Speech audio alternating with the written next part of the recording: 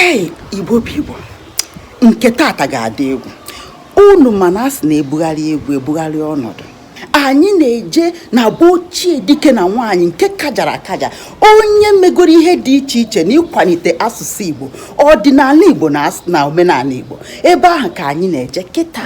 Achọrọ m ka isoro m n'azụ ka anyị jee ije a, ka anyị wee mee ego obi aṅụrị na nkịta. Hey, Igbo ndị ọma, anyị elugo.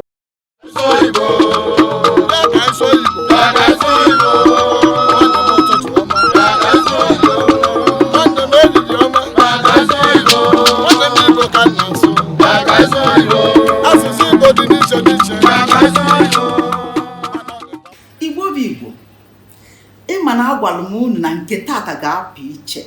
Nke tata bụ ọkpọkọ pi dị n'ihe mmemme anyị a. Nke tata agwara m unu na nọ na be ochie dike tozuru etozu na nwaanyị tozuru etozu n'ihe a na-eme gbasara omenala anyị bụ ndị Igbo na asụsụ Igbo. Igbo bụ Igbo, onye biri ibe ya biri. Igbo ndị nwe m na ndị nwe, ndụ nwoke ndụ nwaanyị, ndụ onye ukwu ndụ onye nta, ndụ mmiri ndụ azụ, mmiri ata na ama azụ anwụna. Nke onye chiri ya zelu, ma ndị na-echighị chacha biko zelunu, maka na ihe anyị na-eme adịọkwa n'ofele. Anyị niile bụ ndị Igbo ga-adị ka echi, maka na echi adịghị abụ abụ. Chetakwanụ na aka mbụ nwanne unu nwaanyị Akụnna ya Jinja Eke, mana o nwezie ka isi kpọọ mụ Ada dị ọra mma. Nke ahụ ga-atọ m ụtọ pụrụ iche. N'ala Igbo, a na-asị na mmadụ bụ ọgaranya, onye chizuru echizu, nke ndị Afikpo na-akpọ Omezue. N'iji ghọta nke a nke ọma, anyị ga-enyocha akwụkwọ ochie dike ọkachamara n'ihe gbasara omenala anyị bụ ndị Igbo, Mrs Ugo Adada Uyah, Retired Director na Federal Ministry of Culture and Tourism, nke ọ kpọrọ Omezue the Complete Achiever. Onye bụ ọgaranya? Before asị na mmadụ bụ ọgaranya, before asị na mmadụ bụ Omezue, ọ bụ ndị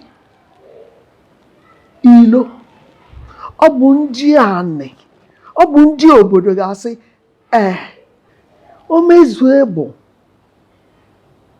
n'ichizugo, n'imezugo na gịnị, n'ịbụ eze mba.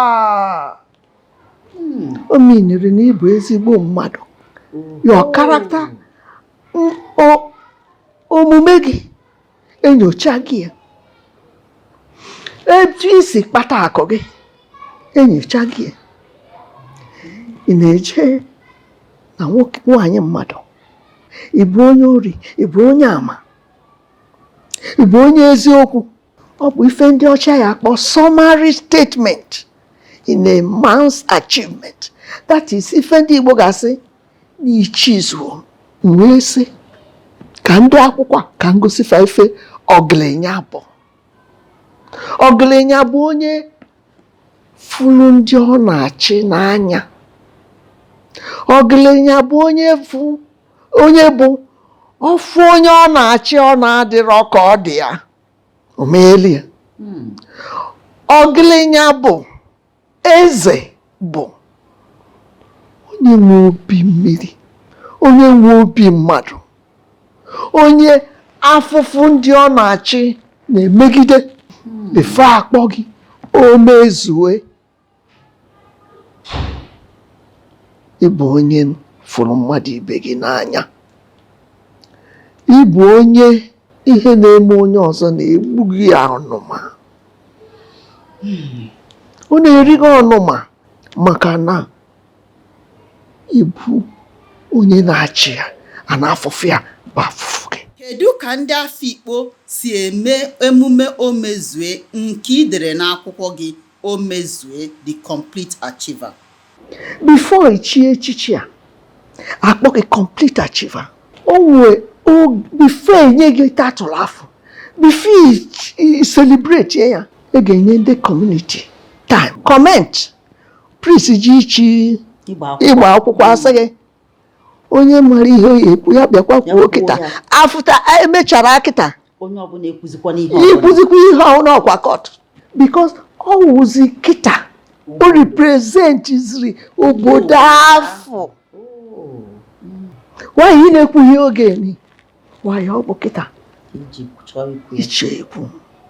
So ịkpọ mmadụ Omezue means na-enyo gị amaghị etu o si kpata akụ ya. Ọ naghị ezu ohi, o zute ihe n'ohi, ọ naghị emegidewe ogbenye, o jighị ndụ mmadụ ritual killing a na-akpa ya kịta. Ọ bụ community man. Iji wee kwuo na ọ bụ onye aka ya dị ọcha. Gbọsa ya.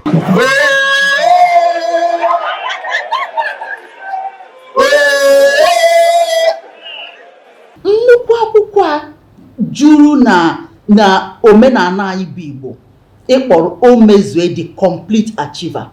Biko ị ga-asị n'ofe ihe ka ọ bụ dịka ndị Igbo anyị bụ ndị Igbo zuzube si echi ọzọ?